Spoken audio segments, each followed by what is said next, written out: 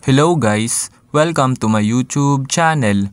Ngayon ay tuturuan ko kayo kung paano mag-sign in sa WePlay gamit ang Facebook. Una, pindutin lang ang ating WePlay application. Then, kapag na-click nyo na, ito yung lalabas dyan. Then, mapapansin nyo naman sa baba yung sign in with Facebook, which is eto siya sa baba. Eto, ang gagawin nyo lang kapag nakita nyo na, is i-click nyo lang yan. Then, lalabas yung ganito. Maglo-loading lang yan. Wait lang natin siya matapos. Ayan.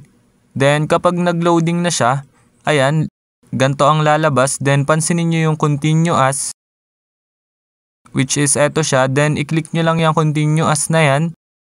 Ayan. Then, kapag na-click nyo na, maglo-loading uli. Wait lang natin. Ayan. Then, kung mapapansin nyo, sign in. Sabi daw sign in. Then lalabas ito, sabi, welcome to WePlay. Then dito sa first part, or ito, makikita nyo dito is yung day, kung kailan ang birthday nyo. Ayan, kung kailan kayo pinanganak. Then dito naman sa second line is, dito naman is month. Ayan, March nilagay ko. Then dito naman sa last part is, kung anong year. Ayan. Then kapag okay na, pansinin nyo naman sa baba yung nakasulat na next, which is eto siya. Then i-click nyo lang yan. Then pagdating naman dito, sabi dito is welcome to WePlay. So ang gagawin nyo lang, may nakasulat dito, male or female. Then kung anong gender nyo, then ito yung pipiliin ko, male kasi lalaki ako. Then dito naman sa baba is kung tagasan ka. Then mapapansin nyo yung nakasulat na next. Check nyo lang kung okay na. Then i-click nyo lang yung next.